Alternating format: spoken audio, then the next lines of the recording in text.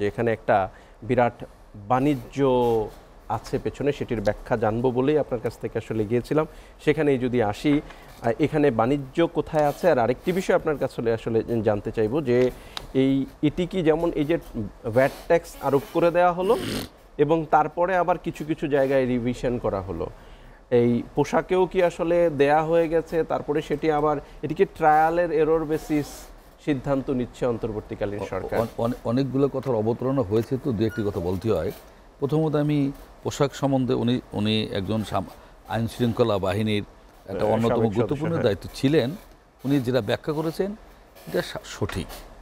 এই পোশাকটা সিলেকশন করা হয় যেমন এই যে আর্মির কেন উপরে থেকে দেখা যাবে না, এই আমাদের দেশের আপনার গাছপালা এটা ও আবার ওয়েদারও একটা লক্ষ্য রাখা হয়, ওইটা ওনার ব্যাখ্যাতে একমত।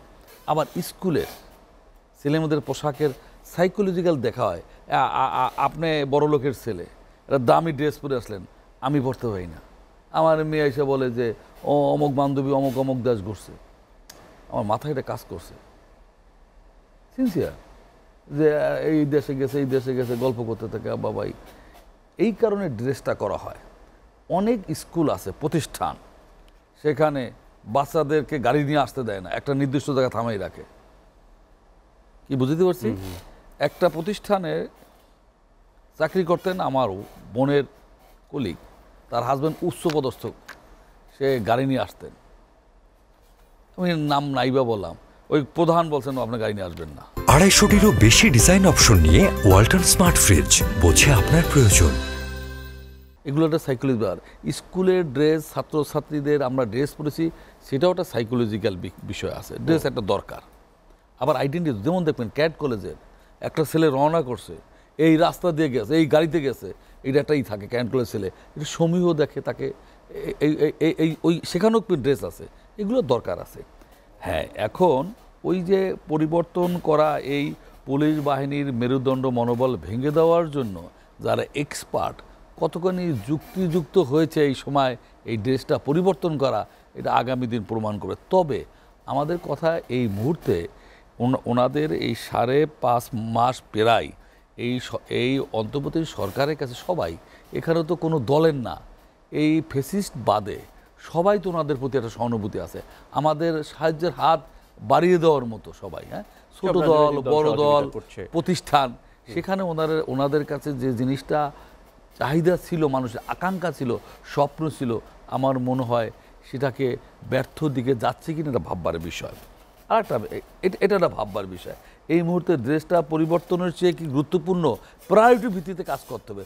ওনা একটা শর্ট টাইমের জন্য আসছে, আর একটা জিনিস মাথায় রাখতে হবে, রিমেম্বার এই 11-এর 2 বছর, 15.5 বছর, 17.5 বছর কোনো নিয়োগে আওয়ামী ব্যতীত কোনো বিরোধী মত পথের লোক যত মেধাবী হোক তাদেরকে চাকরির সংকুলন হয় নাই।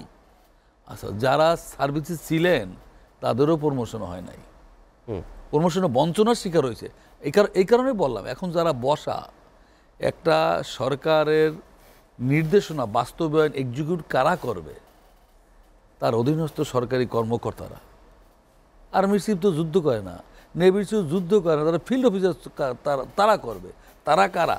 তারা সেই ফেসিস সরকারের ম্যাক্সিমাম তারা বসা, তারাও এদের অর্ডার ক্যারি আউট করবে। কারণ আছে এখানে, তারা মনে করে এই সরকার একটা শর্ট সময়ের জন্য আসছে, একটা পলিটিক্যাল সরকার সেটা যে দলই হোক, এই সরকার 5 বছরের জন্য আসে, তাদের উপরে ভয় থাকতো। তাদের আপনার আইডিওলজিক্যাল একটা বিষয় আছে, আইডিওলজিক্যাল বিষয়। ছাত্র রাজনীতি যারা যেদিন করছে, সেদিন যে আইডিওলজি তার মাথায় রয়েছে, আমাদের মাথা থেকে আর বের হয় না।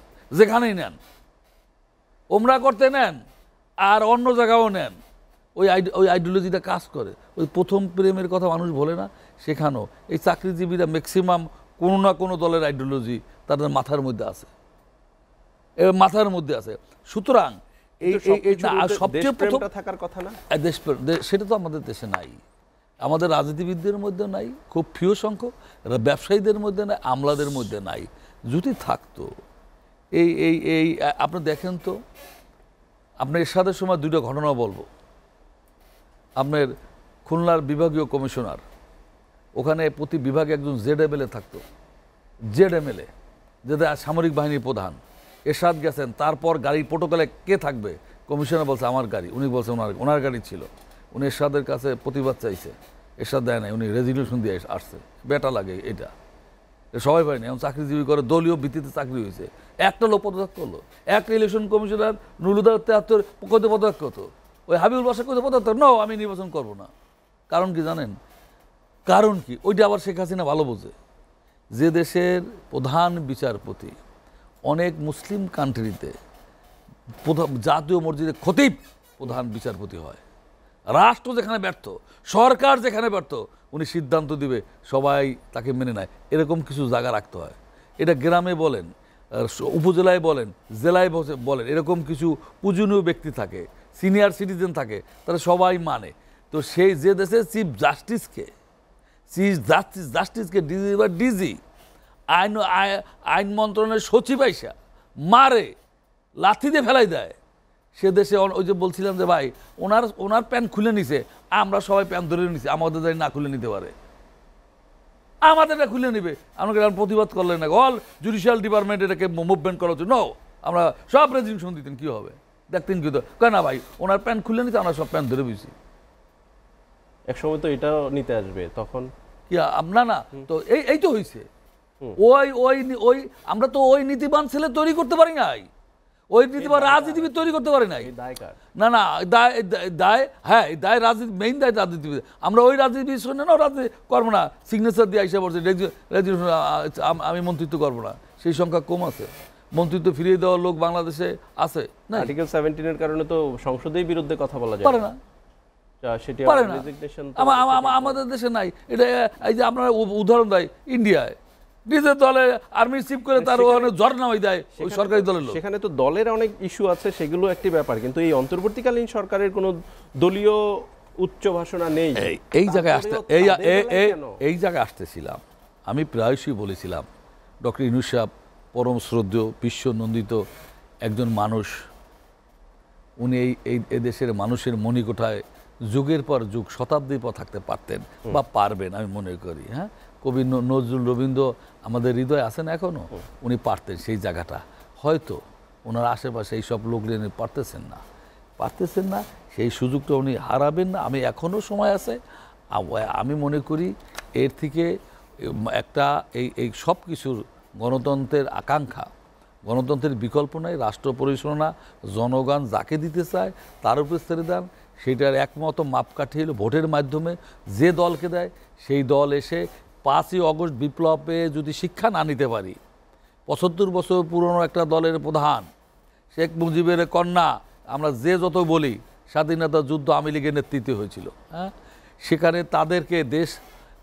হোল ক্যাবিনেট, হোল পার্লামেন্ট, বাইতুল মোকাররম ইমাম, স্কুলের হেডমাস্টার, কলেজের প্রিন্সিপাল, উপজেলা চেয়ারম্যান, পৌরসভা চেয়ারম্যান, ইউনিয়নের পালাতে হয়। পৃথিবীর নাকি কোথায় কোন দেশে একবার হয়েছিল, ভাইস চ্যান্সেলর পর্যন্ত পালাইছে। এটা পালাতে হয়। সেইটা যদি আমি শিক্ষা না নেই তাহলে দেশের কপালে কোনো ভালো জিনিস আছে বলে আমার মনে হয় না।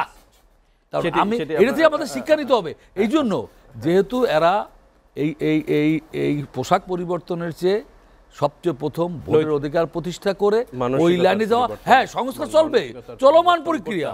আপনি আজকে পোশাক পাল্টাইছেন, আপনার আবার 5 বছর এই পোশাক পাল্টানো হইতে লাগতে পারে।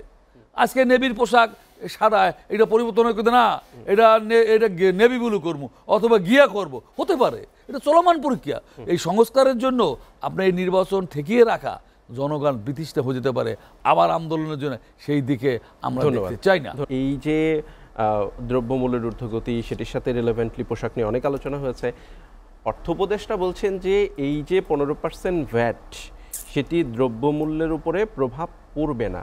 একটি পণ্যের উপরে 15% ভ্যাট দেওয়ার পরে স্বাভাবিকভাবেই পণ্যের মূল্য বাড়বে, কিন্তু সেটি প্রভাব পড়বে না, এই থিওরিটা কি বোধগম্য আপনাদের? দেখেন, বিগত ফ্যাসিস্ট আমলে অনেকবার বিদ্যুৎ গ্যাসের দাম বৃদ্ধি করেছে, কতবার হিসাব নাই, একাধিক না শুধু অনেকবার। সে সময় আলোচনা আমরা বলেছিলাম গ্যাস বিদ্যুতের সাথে সরাসরি উৎপাদনের উপরে রিলেটেড, শুধু তাই না, একটা ফটোস্টার থেকে শুরু করে সকল কিছুর সাথে জড়িত। এদের দাম বাড়লে অন্য কিছু দ্রব্য সব কিছু বেড়ে যায়।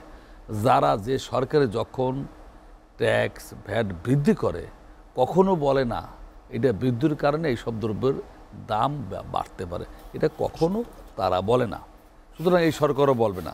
তবে আমি এখানে যে জায়গায় আসতে চেয়েছিলাম, একটা সরকার পরিচালনা করে কোত্থেকে, তাদের আয় কি?